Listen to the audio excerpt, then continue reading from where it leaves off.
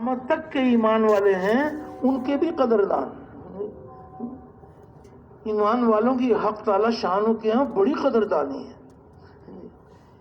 ایک حدیث پاک کا مفہوم ہے جس میں قیامت تک کے ایمان والوں کے لیے خوشخبری سنائی گئی ہے.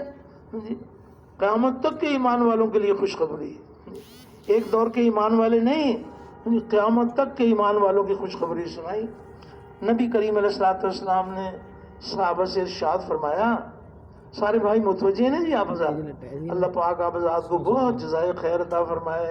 یہ بڑی بات ہے کہ الحمدللہ مجاہدے کے ساتھ یعنی توجہ کے ساتھ اللہ اور اس کے رسول کی بات کو سننا، یہ اللہ کے خزانوں سے لینے کا بڑا ذریعہ ہے. تو ایک حدیث پاک کا مفہوم ہے، نبی کریم علیہ الصلوۃ والسلام نے صحابہ سے ارشاد فرمایا کہ یہ بتاؤ کہ پسندیدہ ایمان کس مخلوق کا ہے، یہ بتاؤ. تو صحابہ نے عرض کیا کہ پسندیدہ ایمان ملائکہ، فرشتوں کا ایمان پسندیدہ ایمان. نبی کریم علیہ الصلوۃ والسلام نے صحابہ کی تربیت فرمائی. نبی کریم علیہ الصلوۃ والسلام نے ارشاد فرمایا کہ کیا ہوا فرشتوں کو کہ وہ بھی اپنے رب کے اوپر ایمان نہ لائیں، جبکہ فرشتے تو اپنے رب کے پاس رہتے ہیں. تو جب یہ ارشاد مبارک سنا تو صحابہ نے بھی عرض کیا کہ پسندیدہ ایمان انبیاء علیہ الصلوۃ والسلام کا ایمان پسندیدہ ایمان. تو نبی کریم علیہ الصلوۃ والسلام نے ارشاد فرمایا کہ کیا ہوا انبیاء علیہ الصلوۃ والسلام کو کہ وہ بھی اپنے رب کے اوپر ایمان نہ لائیں، جبکہ ان پر تو وہی نازل ہوتی ہے. انبیاء علیہ السلام ایمان کی چوٹیوں پر کیوں نہ پہنچے، ان پر تو وہی نازل ہوتی ہے. تو جب یہ ارشاد مبارک سنا، یہ بات تو فرشتوں کی بھی آ گئی اور نبیوں کی بات بھی آ گئی، تو صحابہ نے گمان کیا کہ ہم نبی کریم علیہ الصلوۃ والسلام کے صحابہ ہیں تو ممکن ہے پھر ہمارا ایمان پسندیدہ ایمان ہو. صحابہ نے عرض کیا کہ پسندیدہ ایمان ہمارا. تو نبی کریم علیہ الصلوۃ والسلام نے صحابہ سے ارشاد فرمایا کہ کیا ہوا تمہیں کہ تم بھی اپنے رب کے اوپر ایمان نہ لاؤ، جبکہ میں تو تمہارے سامنے موجود ہوں، بنفس نفیس خاتم الانبیاء صحابہ کے ساتھ ہیں. تو صحابہ ایمان کی چوٹیوں پر کیوں نہ پہنچے؟ آپ نے فرمایا میں تو تمہارے سامنے موجود ہوں. اتنی باتیں کہلوا کر ہم سب کے لیے اور قیامت تک کے آنے والے ایمان والوں کے لیے نبی کریم علیہ الصلوۃ والسلام نے خوشخبری سنائی. نبی کریم علیہ الصلوۃ والسلام نے ارشاد فرمایا کہ پسندیدہ ایمان ان لوگوں کا ہے جو میرے بعد میں آئیں گے اور مجھے دیکھے بغیر ایمان لائیں گے. کتابیں ان کے پاس ہوں گی اور وہ مجھے دیکھے بغیر ایمان لائیں گے. تو پسندیدہ ایمان کس قدر اللہ جل شانہ کے ہاں ایمان والوں کی کتنی قدردانی ہے اللہ پاک. اور ایک اور روایت میں آتا ہے کہ نبی کریم علیہ الصلوۃ والسلام نے ارشاد فرمایا خوشخبری ہو ان کے لیے کہ جنہوں نے مجھے دیکھا اور وہ ایمان لائے. یہ فرمایا خوشخبری ہو ان کے لیے کہ جنہوں نے مجھے دیکھا اور وہ ایمان لائے. اور 7 مرتبہ خوشخبری ہو ان کے لیے جنہوں نے مجھے نہیں دیکھا اور وہ ایمان لائے. علماء کرام فرماتے ہیں یہ 7 سے مراد 7 نہیں ہے، بلکہ بار بار خوشخبری ان کے لیے کہ جنہوں نے مجھے نہیں دیکھا اور وہ ایمان لائے. تو ایمان والوں کی بڑی قیمت ہے. تو اللہ جل شانہ کی ذات اتنی کریم ذات ہے. اللہ رب العزت نے یعنی اس امت کو وہ محنت عطا فرمائی ہے کہ امت اپنی محنت پر آ جائے یعنی تو دلوں کے روگ اور دلوں کی بیماری دور ہو جائے. مخلوق کا یقین، اللہ کے غیر کا یقین دلوں سے نکل جائے، ایک حق تعالی شانہ کی ذات عالی کا یقین دلوں کی گہرائیوں میں اتر جائے. تو دنیا میں جو اللہ کے خزانوں سے جب انسان اپنے مقصد پر آ جاتے ہیں، دنیا میں جو ملے گا اللہ کے وعدے حق ہیں، پورے ہونے کے لیے ہیں. جو دنیا میں اللہ کے وعدے ہیں وہ دنیا میں پورے ہوں گے، آخرت کے وعدے آخرت میں پورے ہوں گے. تو دنیا میں جو ایمان اور اعمال والوں کو ملے گا تو وہ وقتی جزوی عارضی ملے گا. 150 سال کی زندگی، موت آ جائے تو پل کا پتہ نہیں. لیکن دنیا میں بھی اللہ جل شانہ اپنے غضب کے دروازوں کو بند کر دیں گے، اپنی رحمتوں کے دروازوں کو کھول دیں گے. جب ایمان اور اعمال کی فضا بنی ہوئی ہوتی ہے تو اللہ جل شانہ اپنے کرم کے دروازے کھول دیتے ہیں. سارے حالات کا بنانا بگاڑنا وہ اللہ کے ہاتھ میں ہے. اللہ کے ہاتھ میں. تو دنیا میں بھی اللہ پاک اپنے کرم کے دروازے کھولتے ہیں. اس لیے گزارش کی جا رہی ہے کہ اللہ رب العزت ہم سب پر اپنے کرم کے دروازے کھول دیں اور ہم اس مبارک محنت کو اپنی محنت بنا لیں جس محنت سے کلمے والا یقین صرف زبان کی نوک پر نہیں بلکہ دلوں کی گہرائیوں میں اترتا ہے. دلوں کی گہرائیوں میں اتر جاتا ہے اور عبادات صحیح نہج پر آ جاتی ہیں. علم و ذکر کی فضائیں سارے عالم میں قائم ہو جاتی ہیں. نبی کریم علیہ السلام کے مبارک اخلاق اللہ کے خزانوں سے مل جاتے ہیں. نیتیں درست ہو جاتی ہیں. وہ محنت اللہ پاک نے اس امت کو عطا فرمائی ہے کہ جس محنت کے ذریعے سے امت اپنی ذمہ داری کو پورا کرتی ہے. اللہ جل شانہ اپنی قدرت سے پورے عالم میں پورے دین کو اللہ پاک زندہ فرمائیں گے. تو اس مبارک محنت میں سب سے پہلی بنیاد یقینوں کی تبدیلی ہے اور یقینوں کی تبدیلی کا بڑا ذریعہ یہ مبارک کلمہ اور کلمے کی مبارک دعوت ہے. کلمے کی دعوت کو لے کے پھرنا، اوروں کو پھرنے کے لیے تیار کرنا، اپنے اپنے دل میں اتارنے کی نیت کے ساتھ ایک ایک کے دروازے پر جا کر اللہ کی بڑائی کے بول بولنا، اللہ کی بڑائی کے بول بولنا کہ اللہ ہی ہمارا مالک ہے، اللہ کے سوا کوئی ہمارا مالک نہیں ہے، اللہ رب العزت ہی پالنے والے ہیں، اللہ کے سوا کوئی ہمارا پالنے والا نہیں ہے. وہی درد مندوں کے درد دور کرنے والا، غم زدوں کا راحت رساں، مجبوروں کی پکار سننے والا، بے یار و مددگار کی مدد کرنے والا، ہر اکیلے کا ساتھی، ہر اکیلے کا ہمدم، اور اللہ اتنا قریب جو کسی سے دور نہیں، اور وہ ایسا غالب جو کسی سے مغلوب نہیں، اور ایسا پالنے والا کہ اپنے پالنے میں کسی نقشے کسی شکل کا پابند نہیں. ساری کی ساری مخلوق اللہ کی محتاج اور اللہ کسی کے محتاج نہیں، اور نہ اس کی ذات میں کوئی شریک نہ اس کی صفات میں کوئی شریک. وہ اپنی ذات میں بھی یکتا، اپنی صفات میں بھی یکتا، اور نہ اس کی کوئی مثال نہ اس کا کوئی ثانی. اللہ کا کوئی ثانی نہیں ہے، وہ ایک ہے، اکیلا ہے، جو چاہتا ہے اپنی قدرت سے کرتا ہے، اپنے کرنے میں کسی مخلوق کا پابند نہیں ہے. تو اللہ جل شانہ کی عظمت اور کبریائی کے بول اتنا بولیں، اتنا سنیں کہ ہمارے مردہ دل زندہ ہو جائے، اور اس بول کو لے کے پھریں اور اوروں کو بھی پھرنے کے لیے تیار کریں. تو اپنے اپنے دل میں اتارنے کی نیت کے ساتھ ایک ایک کے دروازے پر جا کر اللہ کی بڑائی کے بول بولنا.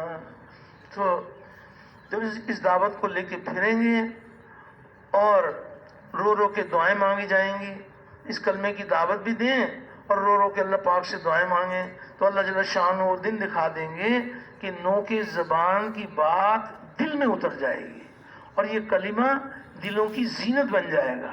جب یہ مبارک کلمہ اس کی جڑیں دلوں کے اندر قائم ہو جاتی ہیں تو شجرہ طیبہ یہ ایسا پھل آور درخت ہے کہ اس کی شاخیں آسمانوں پر پہنچتی ہیں اور ہر موسم میں اس کا پھل ملے گا، ہر موسم میں اس کا پھل ملے گا. ایسا پھل آور درخت ہے شجرہ طیبہ. تو اس کے لیے محنت ہے. جب محنت کی جاتی ہے اللہ جل شانہ محنت کرنے والوں کی محنت کو قبول فرما کر اپنی قدرت سے یہ مبارک کلمہ اس کی جڑیں دلوں میں قائم فرما دیتے ہیں. جب اس کی جڑیں دلوں میں قائم ہو جاتی ہیں تو اس کی شاخیں آسمانوں پر پہنچتی ہیں. ہر موسم میں اس کا پھل ملتا ہے، ہر موسم میں اس کا پھل ملتا ہے. کلمے کے یقین والوں کے ساتھ اللہ کے بہت سارے وعدے ہیں، اللہ کے وعدے ہیں. حق تعالی شانہ اپنے غضب کے دروازوں کو بند کر دیتے ہیں، رحمتوں کے دروازوں کو کھول دیتے ہیں. انسان جب وہ اعمال اختیار کرتے ہیں جو اعمال اللہ رب العزت کو پسند ہیں تو حالات اللہ پاک وہ اتارتے ہیں جو حالات انسانوں کو پسند ہیں. اعمال اللہ کے پسندیدہ اور حالات انسانوں کے پسندیدہ. انسان یہ چاہتے ہیں کہ ہم ذلت سے بچ جائیں، ہمیں عزت مل جائے. تو جب یہ انسان اللہ جل شانہ کے پسندیدہ اعمال کرتے ہیں تو اللہ جل شانہ حق تعالی شانہ ذلت کے دروازوں کو بند کر دیتے ہیں اور عزت کے دروازوں کو کھول دیتے ہیں. انسان یہ چاہتے ہیں کہ ہم خوف سے بچ جائیں، ہمیں امن مل جائے. تو جب انسان وہ اعمال اختیار کرتے ہیں جو اعمال اللہ کو پسند ہیں تو اللہ جل شانہ خوف کے دروازوں کو بند کر دیتے ہیں اور امن کے دروازوں کو کھول دیتے ہیں. انسان یہ چاہتے ہیں کہ ہم بیماریوں سے بچ جائیں, ہمیں صحت مل جائے. تو جب انسان اللہ کو راضی کرنے والے اعمال اختیار کرتے ہیں تو اللہ جل شانہ بیماریوں کے دروازوں کو بند کر دیتے ہیں اور صحت کے دروازوں کو کھول دیتے ہیں. سارے حالات کا بنانا بگاڑنا کس کے ہاتھ میں ہے؟ سارے حالات کا بنانا بگاڑنا اللہ کے قبضے میں ہے. حالات جو آتے ہیں, جس طرح چیزیں اللہ کی مخلوق ہیں, حالات بھی اللہ کی مخلوق ہیں, حالات بھی اللہ کی مخلوق ہیں. تو ایسے اللہ جل شانہ اپنے کرم کے دروازے کھولتے ہیں. لیکن اس کلمے کی حقیقت والوں کو دنیا کی زندگی میں جو کچھ بھی ملے گا وہ وقتی جزوی عارضی ملے گا, اور اصلی اور بڑی کامیابی کے دروازے اللہ کے فضل سے وہ موت کے وقت کھل جائیں گے. اور بلکہ ملک الموت کے آنے سے پہلے ہی اللہ جل شانہ ایسا خوشی کا منظر دکھاتے ہیں, ایمان کی حقیقت والوں کو ایسا خوشی کا منظر دکھاتے ہیں کہ مرنے والے کا جی چاہتا ہے کہ بس جلدی سے ملک الموت آ جائے اور میری روح جسم سے جدا ہو جائے اور میں اپنی کامیابی کو پہنچ جاؤں. ایسا خوشی کا منظر دکھایا جاتا ہے. دنیا میں جو اللہ نے اپنی رحمت کے سائے میں رکھا بہت مبارک, لیکن موت کی گھڑی پر ملک الموت کے آنے سے پہلے ہی اللہ جل شانہ فرشتوں کو نازل فرماتے ہیں اور وہ فرشتے کہتے ہیں کہ تم غم مت کرو اور فکر مت کرو اور خوشخبری سنو ایسی جنت کی جس کا دنیا میں تم سے وعدہ کیا جاتا تھا, اور ہم دنیا میں بھی تمہارے ساتھی تھے, آخرت میں بھی ہم تمہارے ساتھ رہیں گے. اور فرشتے یہ بھی کہتے ہیں کہ اب تمہاری ساری چاہتیں پوری ہوں گی. دنیا کی زندگی میں ایک طرف ان کی چاہتیں تھیں, ایک طرف اللہ کے احکامات تھے. دنیا کی زندگی میں انہوں نے اپنی چاہتوں کو قربان کیا, اللہ کے احکامات پر چلے. اب فرشتے کہتے ہیں کہ اب تمہاری ساری چاہتیں پوری ہوں گی. گویا چاہتوں کے قربان کرنے کا زمانہ ختم اور چاہتوں کے پورا ہونے کا زمانہ شروع ہو گیا. جس چیز کو طلب کرو گے وہ تمہیں ملے گی. اور فرشتے یہ بھی کہتے ہیں کہ تمہیں یہ بھی معلوم ہے کہ آج تم کس کے مہمان ہو, تو آج اس غفور الرحیم کی طرف سے تمہاری مہمانی ہے. تو یہ منظر اللہ پاک دکھاتے ہیں. پھر جب ملک الموت آتے ہیں وہ یہ نہیں دیکھتے کہ ان کے پاس مال کتنا ہے, ان کی جائیداد کتنی ہے, ان کے پاس سونا چاندی کتنا ہے. اس باتوں کا کوئی تعلق نہیں ہے ملک الموت. ملک الموت کی نگاہ انسان کے دل پر پڑتی ہے اور وہ دیکھتے ہیں کہ اس کے دل میں ایمان کس درجے کا ہے. جس درجے کا ایمان اس درجے کی کامیابی, جس درجے کا ایمان اس درجے کی کامیابی. ایسی کامیابی بھی آپ حضرات نے علماء سے سنی ہوگی کہ جب ملک الموت آتے ہیں تو ان کے ہاتھ میں خوشبودار رومال ہوتا ہے اور وہ ایمان والے کی تھوڑی پر رکھ کر یہ کہتے ہیں کہ اے پاک جسم کی پاک روح, اے پاک جسم کی پاک روح, تو ایسے اپنے جسم سے باہر نکل کہ اللہ تجھ سے راضی اور تو اللہ سے راضی. اور روح جسم سے ایسے جدا ہوتی ہے جیسے کوئی آٹے میں سے بال نکالا جاتا ہے. ایسی آسانی کے ساتھ روح جسم سے جدا ہوتی ہے. اور کیا کیا کامیابیوں کے دروازے کھلتے ہیں. اللہ اکبر. 500 فرشتے ان کے پاس آتے ہیں, تحفے لے کر آتے ہیں اور خوشخبریاں سناتے ہیں, اور اللہ جل شانہ اپنے فضل کے دروازے کھول دیتے ہیں کہ فرشتوں کے اندر یہ رغبت ہوتی ہے اس پاکیزہ روح کو اللہ کے دربار میں ہم لے کے جائیں. تو دنیا میں جس طرح کندھا بدل بدل کر میت کو لے کے جاتے ہیں تو فرشتے جو ہے نا اس طرح سے اعزاز و اکرام کرتے ہیں. آسمانوں کے اندر خوشبو مہک رہی ہوتی ہے اور اس کی پاکیزہ روح کو فرشتے جو ہے نا وہ لے کر جاتے ہیں اور علیین کے اندر جو ہے نا ان کی روح کو جو ہے نا پہنچایا جاتا ہے. اتنی بڑی کامیابی اللہ کے خزانوں سے ملتی ہے اور ہر منزل پر کامیابیوں کے دروازے کھولتے ہیں. دنیا میں جو 150 سال کی زندگی اپنی چاہتوں کو قربان کیا, اللہ جل شانہ کے احکامات پر زندگی گزاری, اللہ جل شانہ کو راضی کرنے کے لیے اللہ کے احکامات پر چلے, تو ہر منزل پر کامیابیوں کے دروازے کھولتے ہیں. تو یہ مبارک کلمہ شجرہ طیبہ جب اس کی جڑیں دلوں میں قائم ہو جاتی ہیں تو دنیا میں جو اللہ کے خزانوں سے کامیابی ملیں گی وہ دنیا کے اعتبار سے ملے گی. اصلی اور بڑی کامیابی کا دروازہ وہ موت کے وقت میں کھلے گا. اور جب یہ قبر میں جائیں گے تو شجرہ طیبہ اس کا پھل اور زیادہ ہو جائے گا. جب قبر میں جائیں گے تو اس کا پھل اور زیادہ ہو جائے گا. قبر کہتی ہے کہ تیرا آنا مبارک، تو نے بہت ہی اچھا کیا جو تو آیا، اور جب تو زمین پہ چلتا تھا تو مجھے سب سے بھلا معلوم ہوتا تھا، میرے حوالے ہوا تو میرا اس نے سلوک بھی دیکھے گا۔ تو جہاں تک اس کی نگاہ کام کرے گی، اللہ جل شانہ اس کی قبر کو کھول دیں گے، جنت کے بچھونے قبر میں بچھائے جائیں گے، اور جنت کا لباس اس کو قبر میں پہنایا جائے گا، اور قیامت تک کی میٹھی نیند اللہ جل شانہ قبر میں سلائیں گے۔ قبر کے اندر اس کا پھل اور زیادہ ہو جائے گا۔ پھر اللہ جل شانہ کے ہاں کلمے کی حقیقت والے، کلمے کے یقین والے، اعمال والوں کی اللہ کیا اس قدر اللہ پاک ان پر مہربان ہے کہ جب 50,000 سال کا دن حشر کا میدان قائم ہوگا تو یہ شجرہ طیبہ حشر کے میدان میں اس کا پھل اور زیادہ ہو جائے گا۔ یہ مشک کے ٹیلوں پر سیر کرتے ہوئے ہوں گے، اور موتیوں کے ممبروں پر ہوں گے، اور ایسے ایسے بھی ایمان والے ہوں گے کہ 50,000 سال کا دن ان کا ایسے گزر جائے گا جیسے فجر کی نماز کی 2 سنتیں کتنے وقت میں اللہ پاک بیڑا پار فرما دیں گے۔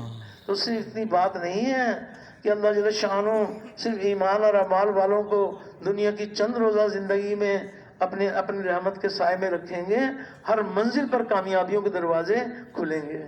تو کس قدر صاحب نصیب ہیں وہ لوگ کہ جن کو اللہ جل شانہ اللہ پاک حشر کے میدان میں اپنی قدرت سے ان کو کامیاب کر دیں، تو حشر کے میدان میں بھی کامیاب ہوں گے۔ اور پھر اللہ جل شانہ کی اتنی قدردانی ہے، ایمان اور اعمال والوں پر اللہ پاک اتنے مہربان ہیں کہ اللہ جل شانہ اپنے فضل سے ایمان اور اعمال والوں کو جہنم کی آگ سے بچا کر ہمیشہ کی جنت میں داخل فرما دیں گے۔ تو جب جنت میں اللہ پاک داخل فرمائیں گے تو جنت کے اندر شجرہ طیبہ، جنت کے اندر جو اس کا پھل ملے گا تو 100 سال ملے گا، 1000 سال ملے گا، یہ ہمیشہ ہمیشہ ملے گا، ہمیشہ ہمیشہ ملے گا، کبھی اس کا پھل ملنا ختم ہی نہیں ہوگا۔ یہ ٹھیک ہے کہ آج اس کی جڑیں دلوں میں قائم ہو جائیں، اس کے لیے مجاہدے ہیں، قربانیاں ہیں، یہ بات تو ٹھیک ہے، لیکن اس کے بدلے میں اللہ کے خزانوں سے کیا ملے گا کہ یہ مبارک کلمہ یہ دلوں کی گہرائیوں میں اترا ہوا ہوگا، تو اللہ جل شانہ ہر منزل پر کامیابیوں کے دروازے کھولیں گے۔ تو جب جنت کے اندر اللہ پاک اپنے فضل سے داخل فرما دیں گے تو جنت کے اندر کیا کیا اللہ پاک اپنی قدرت سے ان کی چاہتوں کو پورا فرمائیں گے، کیا کیا بہاریں ہوں گی، کیسے کیسے منظر بتائے گئے ہیں جنت کے تذکرے، کیونکہ ایمانیات کا حصہ ہے کہ کیسے اللہ پاک نے اپنی قدرت سے اپنے بندوں کی مہمان خانی کا اللہ نے انتظام فرمایا۔ تو کیا کیا وہاں پر بہاریں ہوں گی، 1 اینٹ سونے کی اور 1 اینٹ چاندی کی، اور مشک کا اس میں جو ہے نا مسالہ لگا ہوا ہوگا، اور موتیوں سے تراشے ہوئے محل ہوں گے، ایک محل کے 70 ہزار کمرے، اور ایک کمرے میں 70 ہزار کھڑکیاں، اور یہ تکیے لگائے ایک دوسرے کے سامنے بیٹھے ہوئے ہوں گے، اور ایسی پاکیزہ ایسی باحیا عورتیں اللہ جل شانہ نے اپنی قدرت سے اللہ رب العزت نے بنائی ہیں کہ کیسی کیسی ان کی چاہتیں پوری ہوں گی۔ ان کے جسم پر ایک حور کے بدن پر 70 جوڑے، اور ہر جوڑے کا رنگ جدا جدا ہوگا، اور ایک رنگ دوسرے رنگ کو چھپا نہیں سکے گا۔ جنتی کو 70 جوڑے، ہر جوڑے کا رنگ جدا جدا نظر آئے گا، اور اس کے پیچھے حور کا بدن، وہ بدن نظر آئے گا، اور بدن میں جو اس کا دل ہے وہ دل بھی نظر آئے گا، اور دل کے اندر جو محبت کی لہریں ہوں گی وہ لہریں بھی نظر آئیں گی۔ دنیا میں تو کسی کی چاہتیں نہ پوری ہوئی ہیں اور نہ ہوں گی، بہت ہی نادان ہیں کہ جو دنیا کے اندر احکامات کے راستے کو چھوڑ کر خواہشات پر چلتے ہیں۔